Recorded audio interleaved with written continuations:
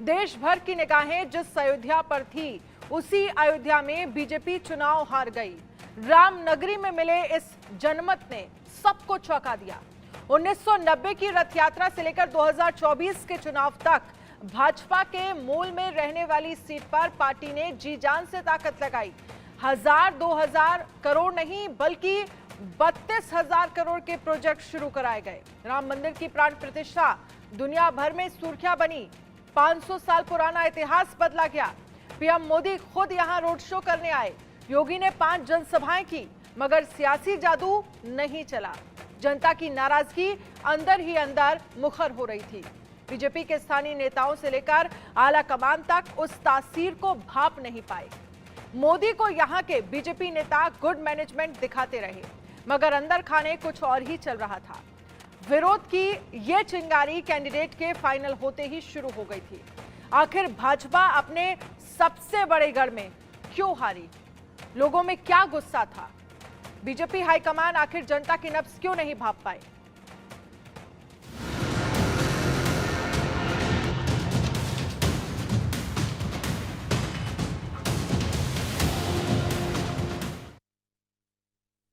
बात यह है कि विपक्ष इस बार मजबूत होगा और विपक्ष की जो आवाज है वो दबेगी नहीं।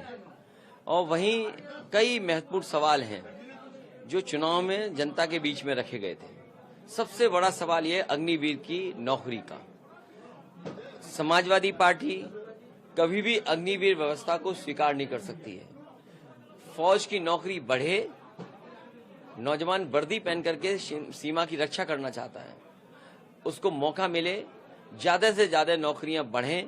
पहले लाखों में नौकरी मिलती थी फौज की, इन्होंने हजारों में कर दी है। पुनः लाखों में भर्ती होनी चाहिए, जिससे ज्यादा से ज्यादा लोगों को नौकरी मिल सके और देश की सीमा की रक्षा में जा सके। माइक बंद कर। सच्चाई तो ये है कि भारतीय जनता पार्टी और सीटें भी हार जाती उत्तर प्रदेश में। भारतीय जनता पार्टी और भी सीटें हारती उत्तर प्रदेश में। आप जब अयोध्या का नाम ले रहे हैं, अयोध्या की जनता का मैं धन्यवाद देता हूं। अयोध्या की जनता का दुख दर्द आपने भी समय समय पर देखा होगा। उन्हें जो उम्मीद थी वहां की जनता को, जिस तरह के सरकार का कामकाज था, लोगों को मुआवजा नहीं दिया सही जमीन का, लोगों के साथ अन्याय किया। आपने मार्केट की कीमत से जमीनें नहीं ली उनकी। जब लैंड एक्विजिशन करने के लिए आप चले तो आपने दबाव बना करके, झूठे मुकदमे लगा करके उनसे जमीन छीन ली। न जाने कितने व्यापारियों को आपने दुख संकट पहुंचाया जो 100-100 साल से रह रहे थे। 100-100 साल से लोग रह रहे थे। ऐसे भी परिवार हैं जो अपनी गाय भैंस के साथ, जानवरों के साथ 100-100 साल से रह रहे थे। आपने उन्हें उजाड़ दिया। आप किसी पुण्य काम के लिए आप गरीबों को उजाड़ रहे हैं। तो इसीलिए मैं समझता हूं अयोध्या और आसपास की जनता ने भारतीय जनता पार्टी के खिलाफ मतदान किया।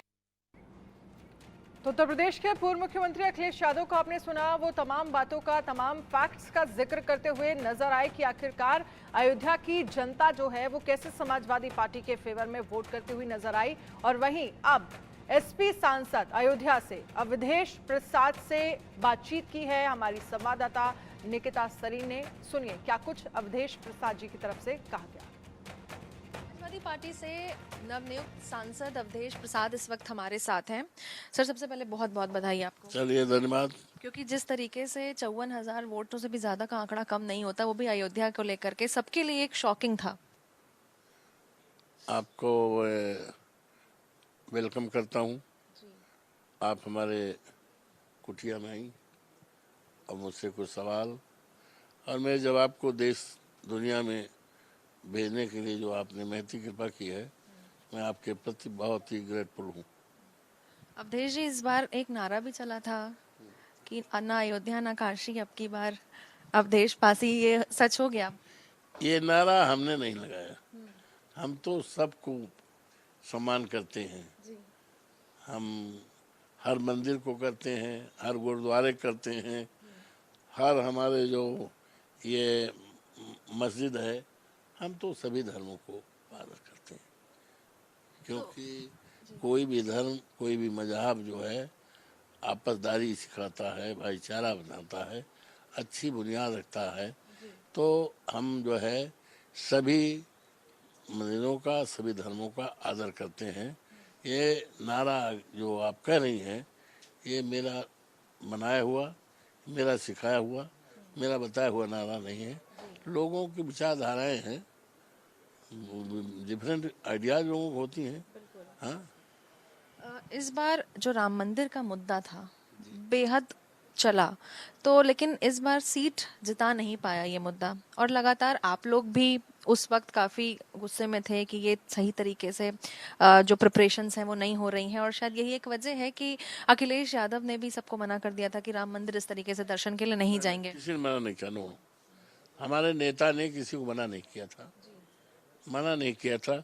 जब वहाँ से बुलवा आता, पता आता, और वो एक थे वही देते थे।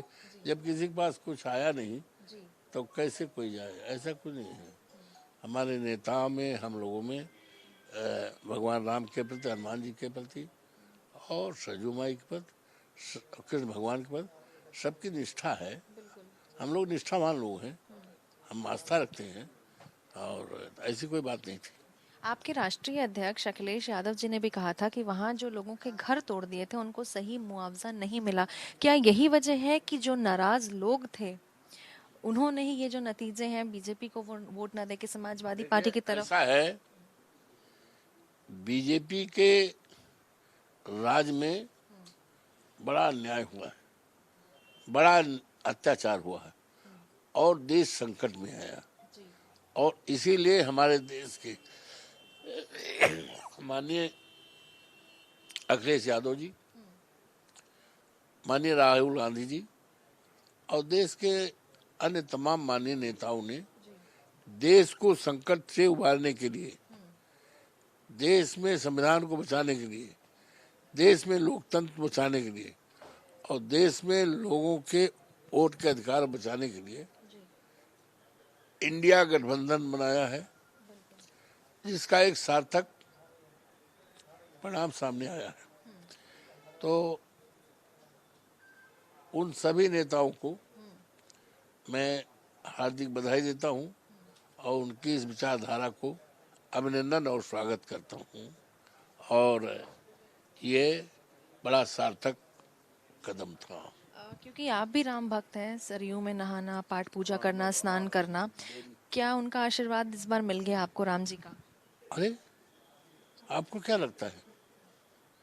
पूरा आशीर्वाद है मेरा। तो राम से, मेरे बाबा का नाम रामनेवल था, जो आज दुनिया में नहीं, 200 साल पहले मरे हैं। मेरे पिताजी का नाम दुखी राम था।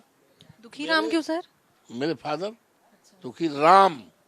मेरे भाई का नाम राम अवध, राम।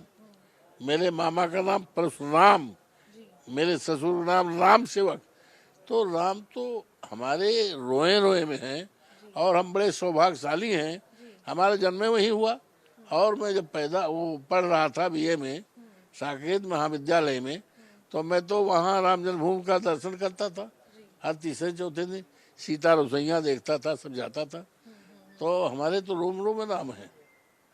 हाँ, राम की कृपा और देवतुल्य जनता की कृपा और आप सबकी कृपा है कि मैं ऐसी सीट, जिस सीट पर भारतीय जनता पार्टी ने 22 तारीख से लेकर लाखों करोड़ों अरबों रुपए खर्च किया, देश के उनके जो स्टेट्स हैं जहां उनकी सरकारें हैं, कोई मुख्यमंत्री नहीं बचा, कोई कैबिनेट नहीं बचा जहां पर लाए न हो।